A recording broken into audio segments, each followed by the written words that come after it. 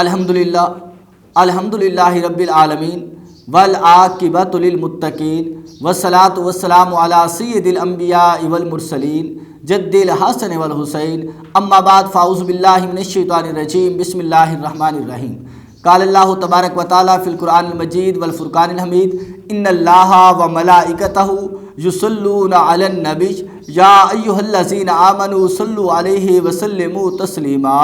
اللہم صلی علی سیدنا و مولانا محمد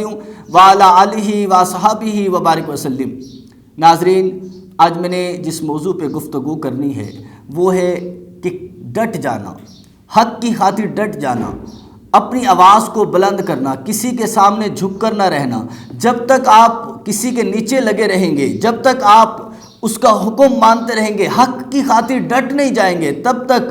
آپ ترقی نہیں کر سکتے، تب تک ہمارا ملک ترقی نہیں کر سکتا۔ ہمارا جو پرابلم ہے، ہمارا جو مسئلہ ہے وہ یہ ہے کہ ہم لوگ ڈٹ نہیں جاتے۔ اگر کوئی ہم پہ ظلم کرتا ہے ہم ظلم سہتے ہیں، اگر کوئی ہمیں تکلیف دیتا ہے ہم تکلیف سہتے ہیں، لیکن ٹھیک ہے، اس کی ایک حد ہے،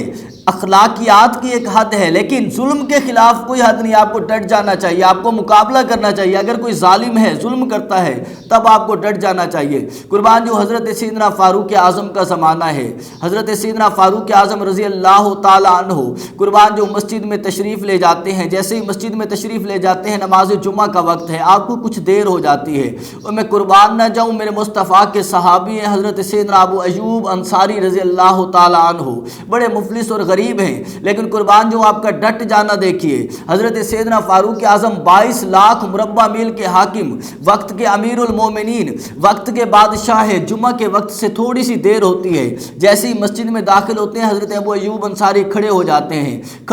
اور کہتے ہیں عمر آج آنے میں دیر کر دی، ہم تمہارے نوکر ہیں کیا ہم اتنی دیر بیٹھے رہیں؟ عمر وقت پہ آیا کر، عمر وقت پہ آیا کر۔ قربان جو حضرت ابو ایوب انصاری کے جذبے سے کہ وقت کا بادشاہ ہے، 22 لاکھ مربع میل کا حاکم ہے، لیکن حضرت ابو ایوب انصاری کہہ رہے ہیں عمر وقت پہ آیا کر، جمعہ پڑھانا ہے تو وقت پہ آیا کر۔ اور میں قربان نہ جاؤں میرے مصطفیٰ کی تربیت پہ، حضور جان رحمت کی تربیت پہ، سیدنا فاروق اعظم ممبر پہ تشریف فرما ہوئے اور قربان جاؤں کہنے لگے کہ میرے بھائیوں مجھے دیر ہو گئی، میرے بھائیوں مجھے دیر ہو گئی۔ دیر اس وجہ سے ہوئی کہ عمر کا کرتا ایک ہے، عمر کا لباس ایک ہے،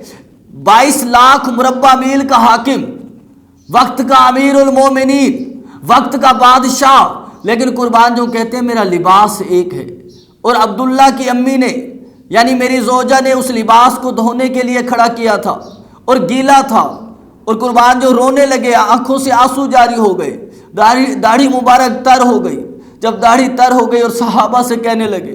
اے میرے مصطفیٰ کے صحابہ آؤ ابھی بھی چیک کر لو، عمر کا لباس گیلا ہے، مجھے اس وجہ سے دیر ہو گئی، اس وجہ سے مجھے دیر ہو گئی۔ ناظرین، ہمیں بھی کرنا چاہیے اسی طرح سے، آپ کے نقش قدم پہ چلنا چاہیے اگر ہم چاہتے ہیں کہ ہم ترقی کریں۔ جہاں ہمیں حضرت ابو ایوب انصاری یہ سبق دے رہے ہیں کہ